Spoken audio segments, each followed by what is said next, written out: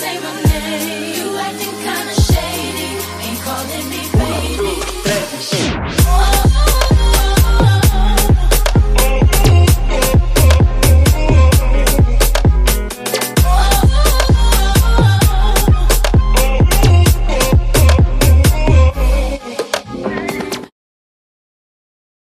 Les amis de YouTube là, faut aller sur YouTube là, vous allez là-bas, vous donnez l'amour, vous regardez les vidéos, faites les dons, comme ça Afro va faire les Genkinama comme Son Goku. L'amour c'est important, hein. À bientôt.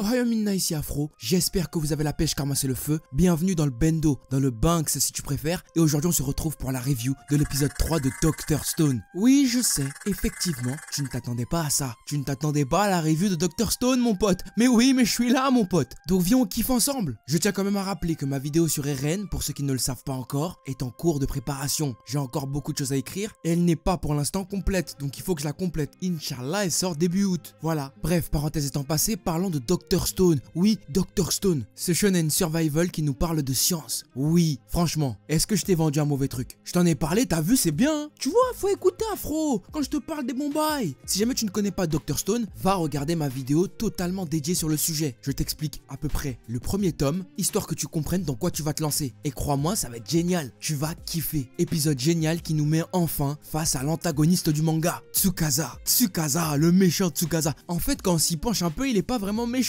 Son but est juste clair, net et précis. Il veut éliminer les gens qui ne sont pas purs, les adultes limite. Et même des enfants, il en a rien à foutre.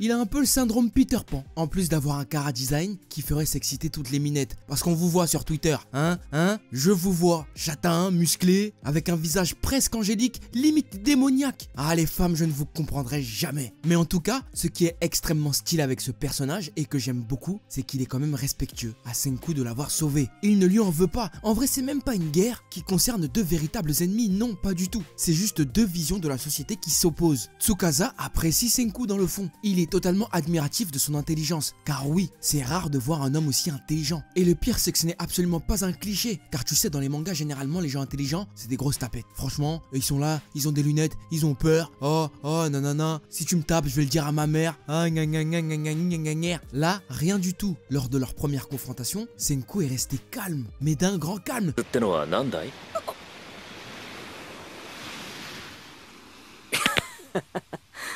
ここでちんたらご丁寧に説明するよりか実際見した方が100億倍早い。ありがたく拝ませてやるよ。楽しい科学の人類復活ショーだ。 Même si au fond il avait chaud, parce qu'en vrai, on va pas se mentir, une patate et c'est réglé. Fuck ton intelligence mon pote, t'auras beau être le mec le plus intelligent de la terre, tu te manges une patate de ce mec, même le lion il a dormi. Même le lion a dormi. Que dis-je dormi? Il est mort, il le porte sur lui. Mais d'ailleurs cet acte, on en parle ou pas? C'est l'acte le plus viril de toute l'histoire du manga. Non, la vérité. Non, entre nous, la vérité, il y a des morts de Ace, il y a des trucs, non, ok, c'est vrai. Mais frère, mettre une patate à un lion, l'endormir, le couper, prendre sa peau et la porter sur lui, y a que les vrais hommes qui faisaient ça. Les mecs de Cro-Magnon, de Néandertal, tout ça. Eux, les vrais hommes, c'est eux les vrais hommes. Toi, tu crois que t'es un homme, t'es pas un homme, frère. T'as l'électricité, t'as la mutuelle, tu fais caca dans des toilettes, tu pisses une fois dehors en hiver, t'as le seum. Et en plus, t'as un Lidl. Eux, les Cro-Magnon, tout ça, c'était la haisse, hein. Il y avait des mammouths, des conneries comme ça, ils devaient se taper avec eux. T'arrives déjà pas à te bagarrer avec ton petit frère et tu veux faire la mala avec les gens. Doucement. Ça, c'est un truc d'homme, ça. Et attention, hein, n'allez surtout pas croire que je défends les gens qui tuent les animaux. C'est pas ça du tout. C'est juste que l'acte, voilà quoi. On va pas se mentir. Ça, c'est un acte de thug. Je m'en fous du Sharingan, je m'en fous du Chidori. Laisse-moi tranquille. Le Kamehameha. Non, ça, c'est un acte crédible. Bon, même si la patate, j'avoue, c'est pas trop crédible. Mais bref. Tout ça pour dire que ce gars veut devenir le gérant du Bendo avant que les adultes ne reviennent. Et il compte bien tout mettre en place pour pouvoir y arriver. Sauf qu'en face de lui, t'as un petit peu qui est très intelligent, mine de rien. Oui, on va pas se mentir, Senku c'est une tête. Ce dernier ayant senti le coup venir, il a décidé volontairement de ne pas déclarer tous les éléments nécessaires pour la dépétrification des humains. Sauf que t'as l'autre teubé qui vient là, le teubé de Taiju, et lui il est vraiment teubé, il sert à rien. Ah non, je te jure, il sert qu'à couper du bois et à dire Yuzuhira tout le temps là. Il m'énerve. S'il n'avait jamais parlé pour l'eau de la caverne, on n'en serait pas là. Il n'aurait jamais su qu'il y a réellement un moyen de pouvoir créer cet antidote qui était aussi proche de lui depuis le début. やったぞセンキつかさ溜まってたぞホラー穴の奇跡の水が今度こそ譲り葉を復活させられるぞ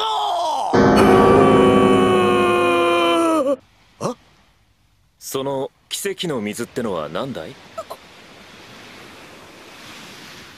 C'est pour ça les frérots, soyez malins. Quand vous avez un plan de ouf, n'emmenez pas votre poteau le plus bête avec vous, il va vous couler. Ça c'est le genre de personne, tu niques tout un plan. Tu ne peux pas faire la casa des papels avec lui, c'est pas possible. Vous allez rentrer dans la banque, il va vous poucave. Directement, c'est lui qui va appeler les keufs, il va dire bon, rentrez par la fenêtre là, je vais ouvrir, rentrez, c'est bon. Enfin bref, à cause de cet acte regrettable, nos amis sont maintenant en cavale. Car il faut éviter absolument que Tsukasa tombe sur eux. D'ailleurs, ce qui est marrant, c'est qu'il y a eu une confrontation entre Taiju et Tsukasa. Et on a vu, le gars il a arrêté une flèche à 200 km/h. Je sais pas ce que tu veux de plus. Je sais pas ce que tu veux de plus. Et l'autre con là, il est là à jouer les tanks là tout le temps là. Bien sûr, je sais, je vous connais. Il y en a qui diront que les valeurs de Taiju sont nobles, que c'est un véritable gentleman avec sa copine et que beaucoup aimeraient être à sa place. Mais je dis juste que la seule raison pour laquelle Tsukasa les a épargnés, c'est qu'il a eu un profond respect pour Taiju. Parce qu'il s'est dit, le petit là il a bloqué mon coup, il est chaud quand même. Et c'est ça qui est hyper cool avec Tsukasa, c'est qu'il reconnaît les qualités de ses adversaires. Ce qui rend le match encore plus intéressant, car il y a un véritable respect mutuel de la part des deux camps. Et ça c'est beau bordel. Bon, après deux choix s'offraient à eux, deux grands choix. Soit ils se barraient pour vivre leur idylle amoureux sans Senku, ou soit ils restaient avec Senku pour pouvoir sauver l'humanité et combattre Tsukasa. Bien sûr le choix fut vite fait. Tu me diras, ah, attends, t'imagines juste 2 secondes ils auraient dit, en fait on s'en bat un peu les couilles de ce qui se passe là, c'est pas notre problème, nous on a juste envie d'aller faire Adam et Ève dans la forêt, voilà, merci, on se barre. Ça aurait été un truc de malade, j'aurais kiffé, même si j'aurais dit c'est des bâtards. Mais en vrai le scénario fait que, bah ils ont pas le choix, faut qu'ils aillent absolument chercher tous les éléments nécessaires pour fabriquer un gun. Oui, un gun. Alors que la civilisation est retournée à un état misérable, mais misérable, ces trois-là pensent à construire un gun.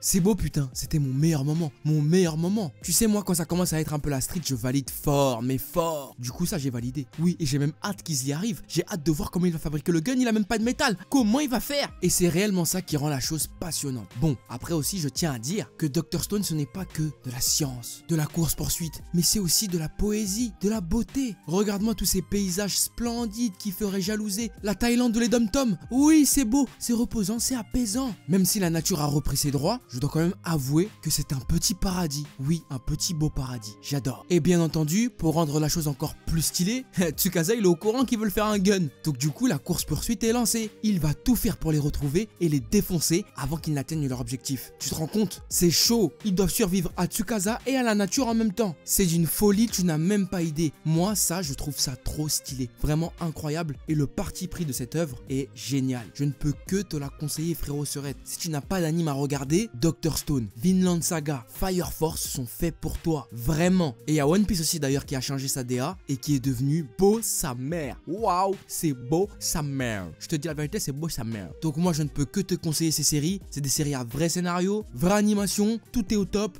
Va kiffer. D'ailleurs, on a repris l'opening. D'ailleurs, avec ma petite sœur, on a repris l'ending et on l'a rechanté à notre sauce. Je te mets un petit extrait. Je crois que c'est fou quand j'y pense. Viens, on saute dans le vide, on se lance. Viens, on le fait, tant pis pour les conséquences. Dans le vide, je vois ma vie en plan séquence.